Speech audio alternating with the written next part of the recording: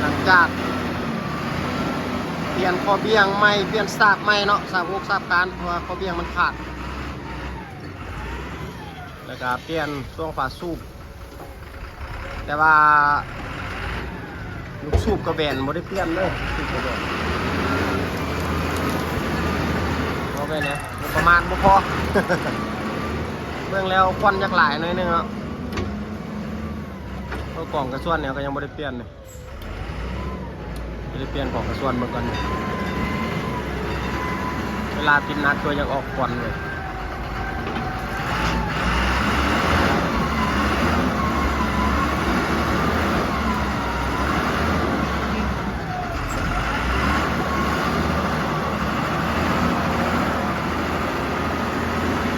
รถเก็บยักษ์ไม่เนาะโชเฟอร์มันก็เลยบริดันแห้งปัดแดงดันเบาๆธรรมดา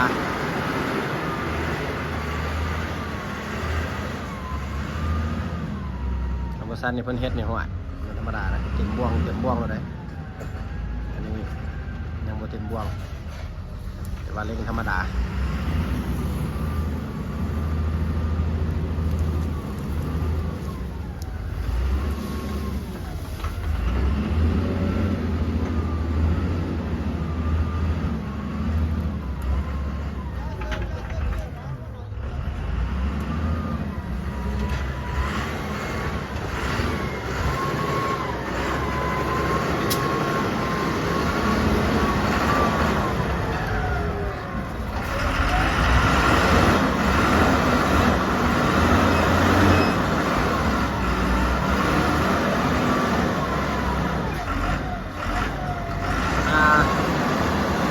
ตักง่ายเนาะดินแบบนี้เนาะเพราะดินมันเจือนลงมา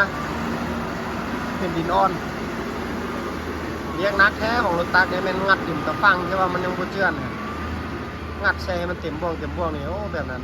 นักแท้รถแต่ว่าอยู่พงศลีนี่เป็นสไตล์นั่นเลยก็จะเฮ็ดเรียกได้รถตักนี่ตักดินขึ้นรถตัดบอลปลูกเฮือนหมดดินตะฟังแข็งๆเนี่ยเขาดันเส้นรถได้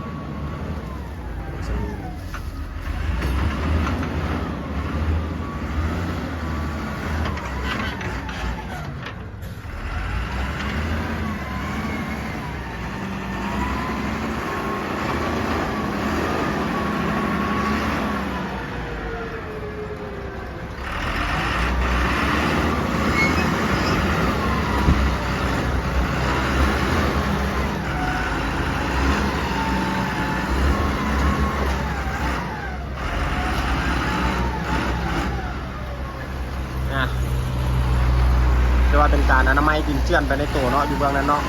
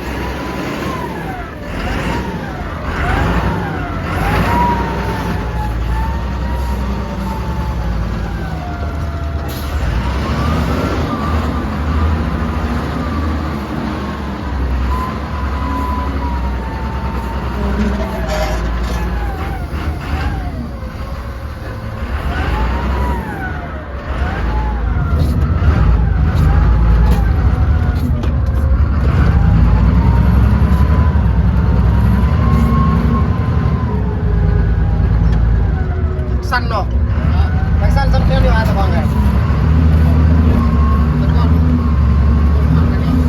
อันนี้มันม้วนแล้วลึกแล้วอ๋อโมเมนต์ว่าสั้นตอนมันเทนี่แม่แต่ตอนแล้วแต่เรามีปัญหาซ้ำนี่วะ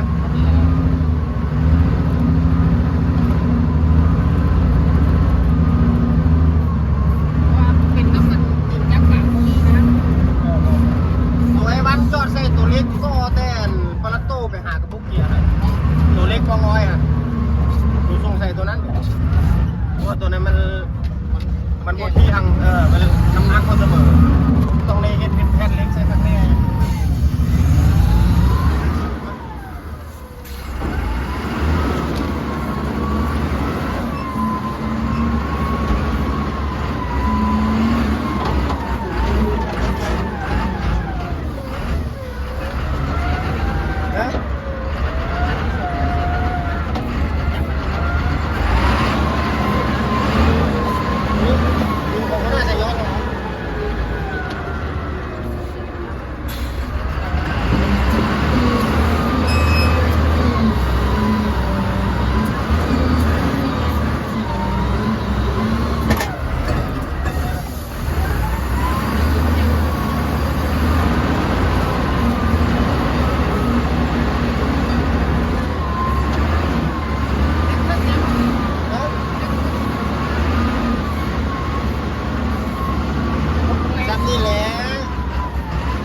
นี่ก็ตีนพี่ซื่อๆติ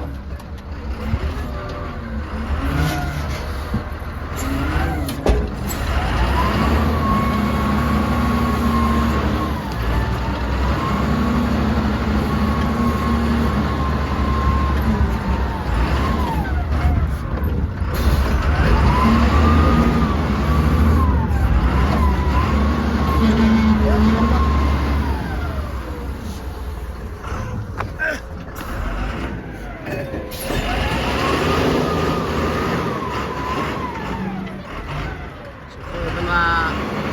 เคอยู่ปกติดีอยู่กับซัด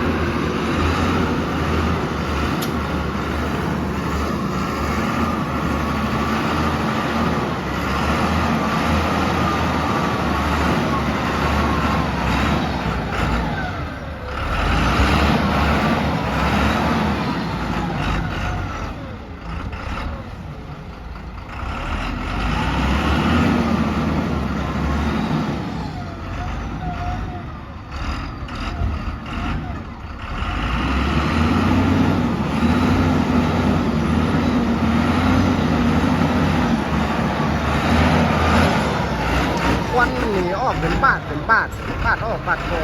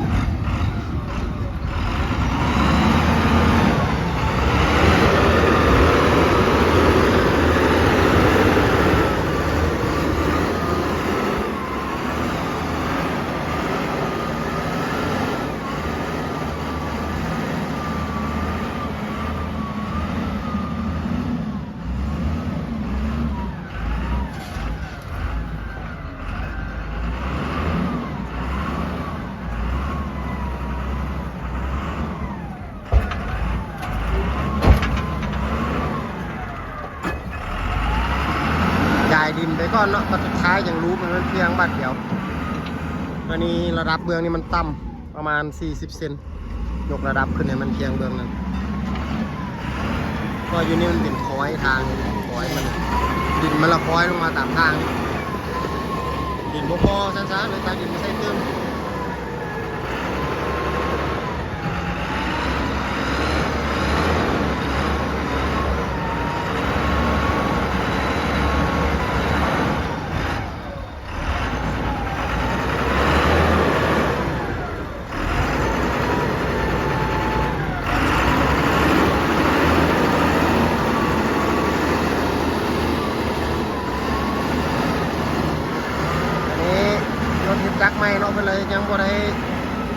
เร่งเต็มที่ปานใดโซเฟอร์เพิ่นเนาะดินเลยยังบ่เต็มบ่วงมันธรรมดานี่ต้องเต็มบ่วงรถเนาะต่อดินเนาะยอมตีนยอมมืออยู่ว่าซั่นซะถ้าเบิ่งก่อนรถมันสิเข้าระบบบ่จัดนัด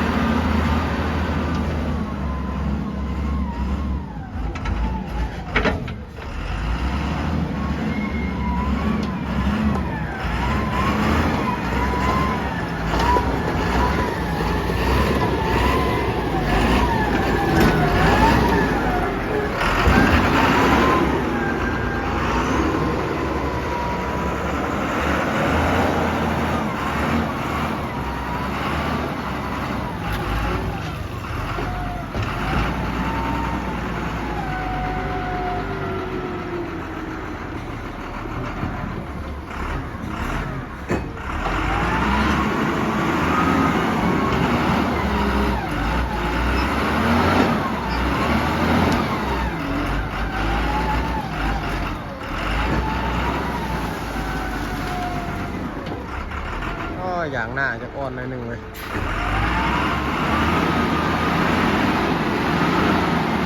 อย่างหน้านี่เดี๋ยวนี้สูบ2 โล 5นี่เนาะจะอ่อนหน่อยหนึงได้ไปเติมก่อนเป็น3 โลก่อน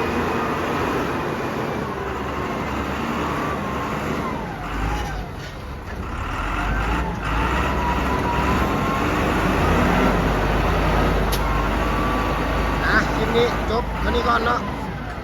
จะติดตามเบื้องอาการเมื่อหน้าเป็นจะได้สมาร์ทเรียนฟัง